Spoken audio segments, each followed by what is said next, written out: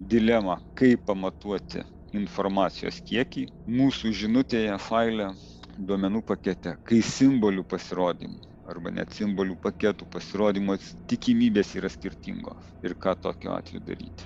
Taigi sekantis žingsnis, kurio pagalba vėlgi padarysime minties eksperimentą, kurio metu ir pamėginsiu paaiškinti, ką daryti, kai simbolių pasirodymo tikimybės yra skirtingos. Tokiu būdu mes kažkaip tai turėtume prieiti prie to atvejo, kas tai yra entropija reiškia.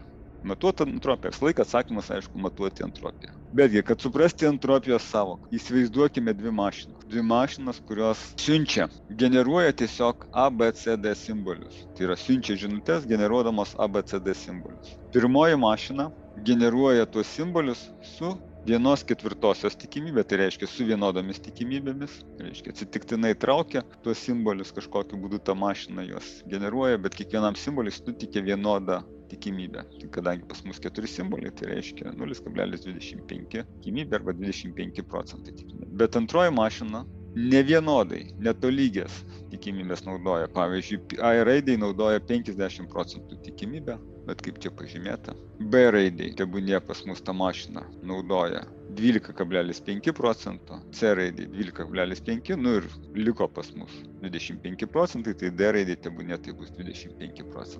Įsykio klausimas, kurį ir užsiduodame, jeigu taip vizualiai pavaizduoti, siunčiama tos dvi mašinos, simbolių žinutes, simbolių pasirodymo tikimybės vienu atveju yra lygios, antru atveju ne. Klausimas, jeigu aš paimsiu 5 simbolius čia ir 5 simbolius čia, dabar kurioje žinutėje yra daugiau informacijos, kaip prieiti? Kažkokia intuicija turėtų sakyti, kad antru atveju informacijos kiekis yra mažesnis. Kodėl? Įsivaizduokime, kad tą padarykime ekstremalų atvejį. Įsivaizduokime, kad PA, tai yra tikimybė pasirodyti A simboliai, tebūnie būna 0,999. O visi kiti simboliai pasidalina ten likusią tikimybę, ten 1/1000 tiesiog toli po lygiai. Tokiu atveju mes praktiškai žinutėje matytume A raidės.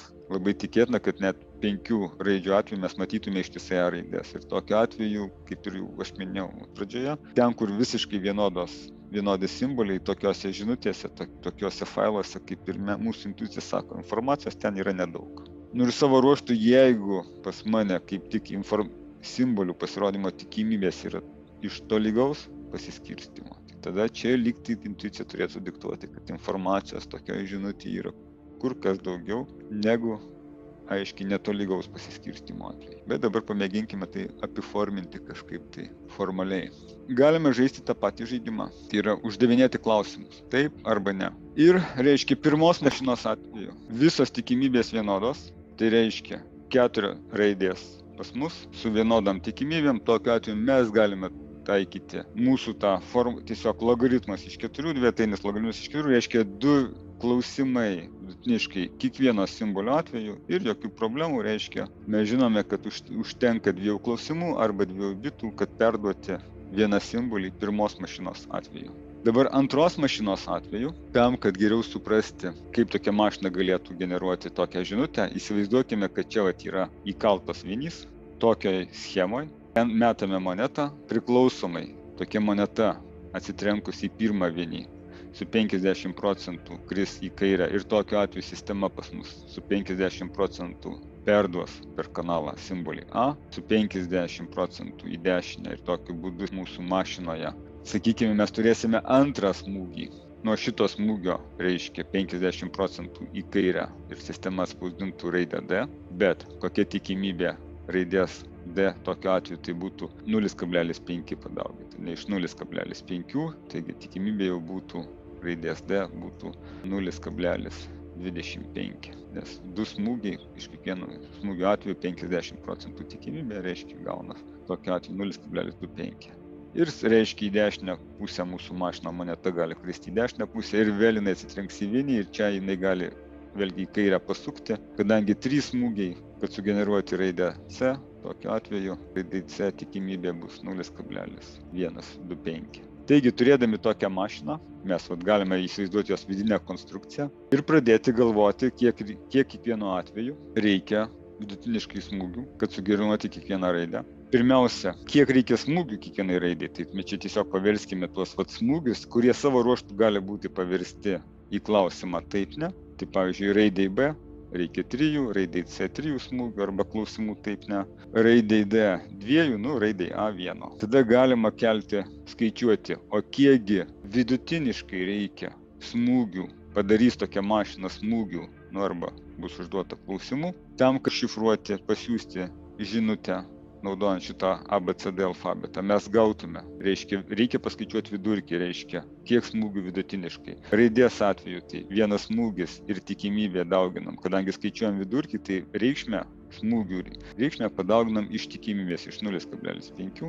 Raidės B atveju 3 smūgiai, bet tam, kad paskaičiuoti vidurkį visų smūgių, mes dauginam iš tikimybės, mes taikome tą principą, kad jeigu mus domina tam tikro dydžio vidurkis, mes visą laiką padauginam reikšmės to dydžio iš atitinkamų tikimybių, visą tai sudedam ir gauname vidurkį. Šita išraiška mums duoda ką? Kiek vidutiniškai smūgių perduoti vidutiniškai vieną simbolį ir tokiu atveju mes galime įsivaizduoti vidutiniškai klausimų reikia užduoti taip ne, kad dešifruoti tokios mašinos žinutę. Ir mes gauname 1,75 bito klausimo taip ne, arba vidutiniškai kiek smūgių, kad tokia mašina sugeneruotų. Ir tas 1,75 reiškia bito vidutiniškai vienam simboliui perduoti. Tai specialiai mašina parodyta tokios mašinos konstrukcija, kad geriau įsivaizduoti smūgiai, jeigu tokia mašina būtų paremta tokiu mechanizmu. Bet savo ruožtų tai galima išversti į klausimus taip ne, o klausimai taip ne, tai yra mūsų bitai. Ir tokiu būdu mes prieiname išvados, kad vidutiniškai perduoti vienam simboliai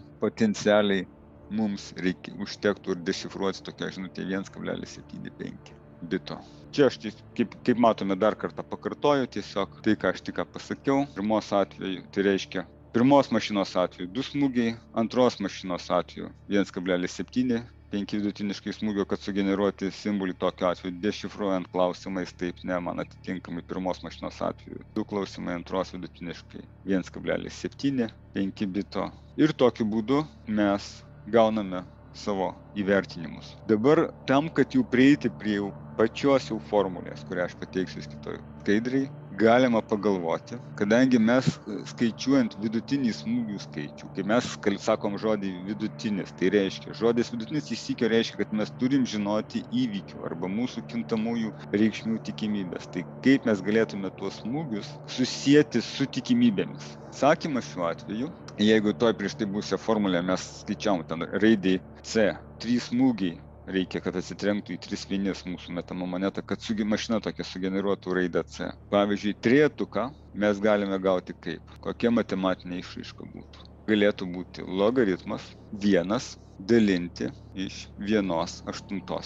1/8 tai yra ne kas kita, kaip tikimybė, kurią mes kalbėjome, pavyzdžiui, tam, kad būtų sugeneruota raidė C, kas lygu, 1/8 0,125. Kodėl? Nes tai būtų, jeigu tai pasižiūrėt matematiškai, reiškia, logaritmas, čia dvietainis, aišku, logaritmas 2/3, tas aštuntukas, nes 1 dalinti iš 1/8, tai tiesiog 8, tai savo ruožtu 8, tai 2/3, mes žinome, kad trejetuką mes galime nusikelti į logaritmo priekį ir tokį dvietainis logaritmas 2 vienetukas ir tikrai mes matome, kad tai yra trejetas. Reiškia, mes galime, tokį dydį mes galime pakeisti tuos trejetus dviejetuką arba kaip A raidės vienetuką, sakykime, tenai buvo vienas atsitrenkimas, kad sugeneruoti raidę A. Mes šitus dydžius galime pakeisti logaritmų smūgių skaičių iš tikimybės, konkrečiaus simbolio pasirodymo tikimybės tos mašinos atveju. Ir tokiu būdu, o kadangi mes skaičiavom vidutinį kiekį, tai nepamirškime, kad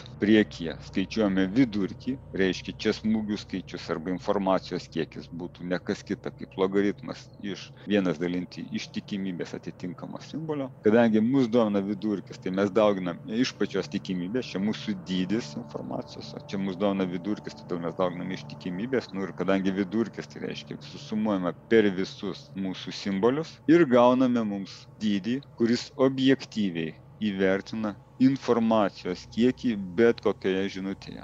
Ir šitas dydis yra ne kas kita. Vėlgi panaudoti raidę H, tradiciškai naudojama. Ir čia gauname tikslų užrašymą formulės, kas yra informacijos entropija. Panašiai mąstė Šanonas, kai jisai pasiūlė informacijos entropijos apibrėžimą. Reiškia, dar kartą galima parodyti. Naudodami šitus žaidimus minties, mes priėjome prie šitos formulės, pasižiūrėjęs į šitą formulę ir pasakyti, vat kodėl jinai objektyviai yra objektyvus matas, matuoti informacijos kiekį bet kokiame faile, bet kokiame žinutėje. Tai yra, atrodytų, iš kur čia ištraukta kažkokia tikimybė, logaritmas, tikimybės minus pirmojų laipsnių, bet matome, kad iš tikrųjų tas logaritmas, vienas iš tikimybės, tai objektyvus įvertinimas, tai būtų informacijos kiekio, o kadangi mus domina informacijos kiekio vidurkis, tai mes skaičiuodami vidurkį šitą dydį, aš čia pažymėsiu jį mažąją h raidę, ir mūsų domina informacijos kiekio vidurkis, tokiu atveju mes dauginame iš pačios tikimybės tą patį dydį. Ir kadangi vidurkis, tai mes susumuojame per visus mūsų įvykius tokiu atveju, arba reikšmės dydžio, kurio vidurkį mes skaičiuojame, tai yra informacijos kiekio vidurkis ir yra h didžioji, o jo, sakykime, priimtas pavadinimas yra entropija. Taip aš pamėginau išvesti, sakykime, per šitus keletą eksperimentų, kaip galima prieiti ir tuo pačiu suprasti, kas yra informacijos entropija.